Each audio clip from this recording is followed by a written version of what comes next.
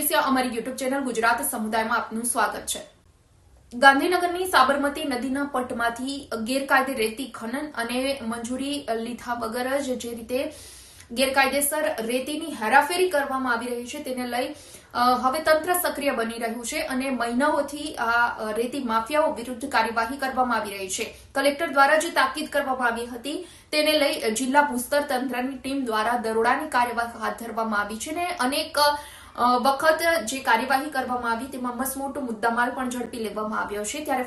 ત્યારે ભૂસ્તર વિભાગ દ્વારા ફરી એક વખત કલોલ વિસ્તારમાંથી 4 ટ્રક જપ્ત કરવામાં આવી છે અને 136 મેટ્રિક ટન રેતીના જથ્થા સાથે 1 કરોડ 20 લાખનો મુદ્દામાલ ઝડપી પાડવામાં આવ્યો છે।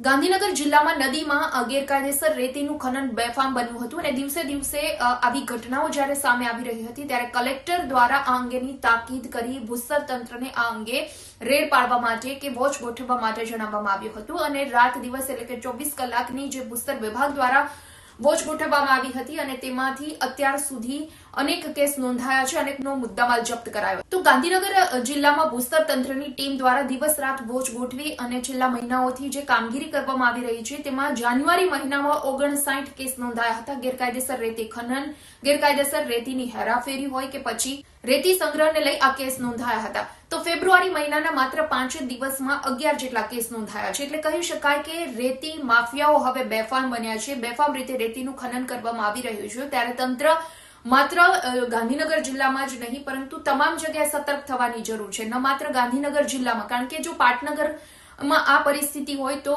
રાજ્યના અન્ય જિલ્લાઓમાં કેટલી હદે રેતીનું ખનન થતું હશે। એટલે આ રેતી ખનન અટકાવવા માટે છાસવારે રેડ પાડવામાં આવતી હોય છે, પરંતુ એમાં પણ ઘણી બધી સાંઠગાંઠ હોય છે। પોલીસ વિભાગના અધિકારીઓ કહો કે પછી રેડ પાડવા ગયેલા તંત્રના અધિકારીઓ ક્યાંક ને ક્યાંક રેતી માફિયાઓ સાથેની તેમની સાંઠગાંઠ કે પછી ભીનું સંકેલી લેવાની જે વાત સામે આવતી હોય છે અને તેના કારણે રેતી માફિયાઓમાં ક્યારેય એવો ડર પેસતો જ નથી, કારણ કે એવી કોઈ ઠોસ કાર્યવાહી અત્યાર સુધી કરવામાં આવી નથી। માત્ર વાહનો જપ્ત કરી લેવામાં આવે કે અમુક લાખો કરોડો રૂપિયાનો મુદ્દામાલ જપ્ત કરી લેવામાં આવે છે, પરંતુ આવા રેતી માફિયાઓ વિરુદ્ધ જો કોઈ ઠોસ કાર્યવાહી કરવામાં આવે તો ગુજરાતમાં જે રેતી ખનન થઈ રહ્યું છે, જે રીતે નદીઓમાંથી રેતી બહાર નીકળી રહી છે અને જમીનનું ધોવાણ થઈ રહ્યું છે તે અટકશે અને ક્યાંક આવા રેતી માફિયાઓ ઉપર લગામ લાગશે।